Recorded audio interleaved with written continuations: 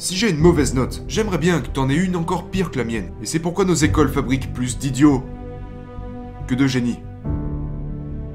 Si vous vous amusez à jouer au golf, vous avez de meilleures chances d'apprendre. Mais si on vous punit à chaque fois que vous faites un mauvais tir ou une erreur quelconque, vous arrêtez de jouer au golf. Et du coup, votre talent de golfeur ne ressort jamais. Donc l'une des clés pour trouver votre génie, c'est de vous amuser. Bienvenue à tous. Aujourd'hui, on va écouter ensemble Robert Kiyosaki, l'auteur du livre Père riche, Père pauvre. Il va nous parler entre école et richesse. Est-ce que l'école nous permet vraiment de devenir riche? Et vous verrez que dans cette vidéo, il dénigre complètement l'école. Pour lui, l'école ne nous permet pas de devenir riche. Au contraire, l'école, ça nous retarde. Et notre diplôme ne sert à rien du tout. Je vous invite à regarder la vidéo jusqu'à la fin. J'en suis sûr que vous allez l'admirer. Mais le problème que j'ai avec l'école, l'éducation traditionnelle, la priorité aujourd'hui est de créer des jeunes qui sont très endettés à cause de leur pension. Pas leur pension, leur prêt étudiant. Aujourd'hui, vous avez accès à l'éducation en vous endettant. L'éducation est en effet plus importante qu'avant, mais que vous apprennent-ils au sujet de l'argent? Rien. Mon point de vue est le suivant. L'éducation est importante, mais la chose que je n'aime pas à propos de l'école, c'est leur manière d'étiqueter les élèves. On qualifie certains élèves de dyslexiques. La dyslexie est un autre mot pour définir l'ennui extrême. Pourquoi on les appelle comme ça?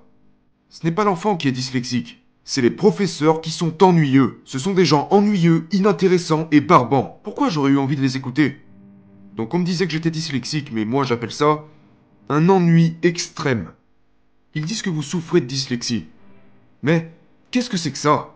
J'étais dyslexique parce que je dormais profondément. J'étais constamment en train de ronfler sur ma table. Je n'arrivais pas à croire à quel point les professeurs pouvaient être autant ennuyeux. Et en plus de ça, ils tentaient de m'enseigner des sujets qui ne m'intéressaient même pas. Ils me demandaient de faire des calculs et de la trigonométrie, et je me demandais, mais à quoi ça va me servir au juste? Enfin peu importe, c'est juste mon point de vue. L'éducation nationale est la seule entreprise qui blâme le client pour l'incompétence de leurs employés. Je vais le répéter. L'éducation nationale est la seule entreprise qui blâme ses clients pour l'incompétence de ses professeurs. Dans mes entreprises, je ne peux pas faire ça. Si mes étudiants échouent ou si mes clients échouent, je suis responsable. Mais comment le monde pourrait échapper à ces enseignants qui blâment leurs élèves pour leur propre méthode et l'incompétence du système éducatif? Et laissez-moi dire ça une fois de plus. L'éducation est plus importante qu'avant, mais qu'est-ce qu'on vous apprend à l'école? Que vous êtes stupide. J'ai été traité tellement de fois de la sorte que j'ai failli devenir fou. J'ai redoublé 2 fois au lycée. Quand j'avais 15 et 17 ans parce que je ne savais soi-disant pas écrire. Et aujourd'hui, j'ai vendu plus de livres que la plupart des professeurs ne pourront jamais le faire. J'ai vendu des millions de livres. Alors, qui était stupide? Les professeurs blâment leurs élèves. Vous ne pouvez pas faire ça dans le monde réel. Il faut que ça change. Alors je dis ça, je dis que l'éducation doit changer parce qu'elle tue beaucoup d'enfants. La façon dont j'ai commencé Père riche, Père pauvre est la suivante. Mon père pauvre faisait tout simplement partie de ces professeurs ennuyeux. C'était un homme bien, un homme très intelligent. Mais il était vraiment bon dans des matières que nous n'avons jamais besoin d'apprendre. Je n'ai encore jamais utilisé ce qu'on m'a appris au-delà de ma 3e année de collège. De toute manière, le point ici est le suivant. Nous ne sommes pas stupides. Nos professeurs nous enseignent des choses. Or, ils sont incompétents. Mon père pauvre était un professeur d'école, avec un doctorat. C'était un grand homme, mais un enseignant déplorable. Alors que mon père riche était un excellent professeur. Et la manière dont mon père riche m'a appris les choses était très simple. Il m'a fait jouer au Monopoly. Et la raison pour laquelle les jeux restent la meilleure méthode d'apprentissage est parce qu'un jeu retient toute votre attention. Je m'amuse. Donc les jeux sont de meilleurs enseignants que nos professeurs. Parce que le jeu engage entièrement l'élève. Donc j'ai joué au Monopoly avec mon père riche jusqu'à mes 30 ans. Et aujourd'hui, je joue au Monopoly dans la vraie vie. Mais je reste toujours un raté aux yeux de l'école parce que je ne sais pas écrire. Vous imaginez un peu? Alors laissez-moi vous expliquer pourquoi les jeux sont les meilleurs enseignants. Regardez par là. Soyez indulgents avec moi. Donc là, nous avons... appelons ça l'élève. Et ça, c'est ces 4 formes d'intelligence. D'accord? Donc, l'élève, vous et moi, nous tous, Nous avons le mental. Nous avons tous une intelligence mentale. Et l'intelligence mentale, c'est la capacité à discerner le bien du mal, le bon du mauvais, le haut et le bas. Nous avons aussi une intelligence physique. Les grands athlètes, par exemple, sont plus intelligents physiquement que des gars comme moi. Après ça, l'intelligence émotionnelle. L'intelligence émotionnelle, c'est la peur, la tristesse, la joie, ok? Et vous devez contrôler tout ça, parce que quand il s'agit d'argent, c'est le facteur le plus important. C'est l'intelligence la plus importante. Mais comme la plupart des gens vont à l'école, on leur a appris à ne surtout pas faire d'erreur. Parce que si vous faites une erreur, vous êtes stupide. Alors ils ne font jamais rien. Vous savez, si vous avez peur de faire des erreurs, ça signifie que vous êtes constipé émotionnellement. Parce que vous êtes allé à l'école, alors ne faites pas d'erreurs. Et puis la dernière est l'intelligence spirituelle. Permettez-moi de vous expliquer ce qu'est l'intelligence spirituelle. L'intelligence mentale classe les choses dans un minimum de 2 catégories. Bon, mauvais, bien, mal, haut, bas. Alors que l'intelligence spirituelle met tout dans le même panier. Nous sommes tous unis. Vous et moi sommes des êtres humains, donc nous sommes unis. Quand je communique avec vous, je m'unis à vous. Mais si c'est mental alors, oh, soit t'es intelligente, soit t'es stupide.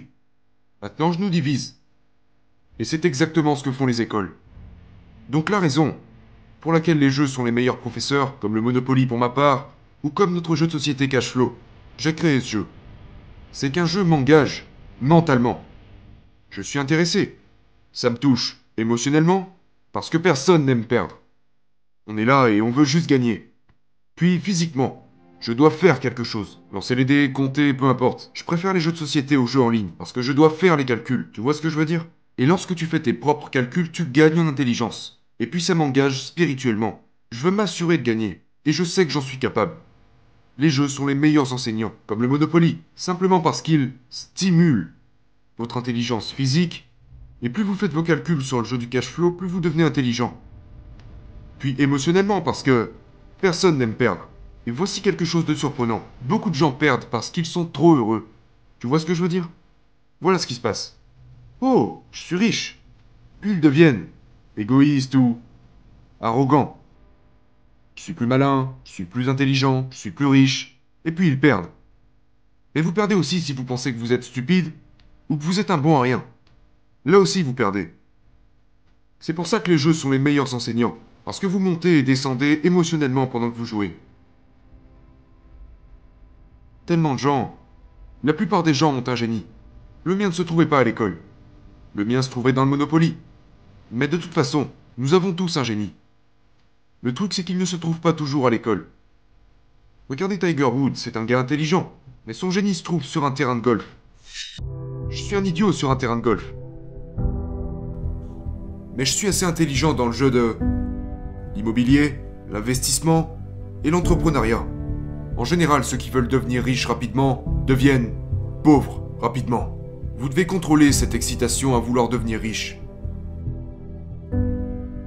Donc la chose à propos du Monopoly et du jeu du cash flow, c'est que vous comprenez votre jeu. Et vous découvrez votre génie. Et plus vous faites d'erreurs, plus vous devenez intelligent, plus vous enseignez aux autres, je veux dire, plus vous donnez et recevez, plus vous serez intelligent. Mais la plupart des gens sont constipés spirituellement. Parce que si j'obtiens une bonne note, je veux dire, si j'ai une mauvaise note, j'aimerais bien que t'en aies une encore pire que la mienne. Et c'est pourquoi nos écoles fabriquent plus d'idiots que de génies. Si vous vous amusez à jouer au golf, vous avez de meilleures chances d'apprendre. Mais si on vous punit à chaque fois que vous faites un mauvais tir ou une erreur quelconque, vous arrêtez de jouer au golf. Et du coup, votre talent de golfeur ne ressort jamais. Donc l'une des clés pour trouver votre génie, c'est de vous amuser. Merci beaucoup d'avoir regardé la vidéo jusqu'à la fin. Maintenant, je pense que vous avez appris le but de l'école et vous avez appris aussi également que, en réalité, l'école ne nous permet pas de devenir riche. L'école, des fois même, ça nous divertit. Si vous voulez vraiment devenir riche, regardez ce qui vous passionne, formez-vous dedans et bien sûr, passez à l'action. C'est ce qui est plus important. Mais ne pensez pas que si vous avez un bac plus 5, un bac plus 10, vous allez forcément devenir riche. Non, non, c'est pas ça. L'école ne nous rend pas forcément riches. Donc, formez-vous dans un domaine qui vous passionne et passez à l'action. D'accord?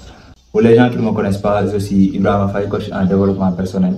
Dans ma chaîne, je parle de l'entrepreneuriat, de l'investissement, mais surtout, le développement personnel. Si cette thématique vous intéresse, alors vous êtes au bon endroit, au bon moment. Je vous invite à vous abonner, d'activer la cloche de notification et comme d'habitude, on avance ensemble. Merci.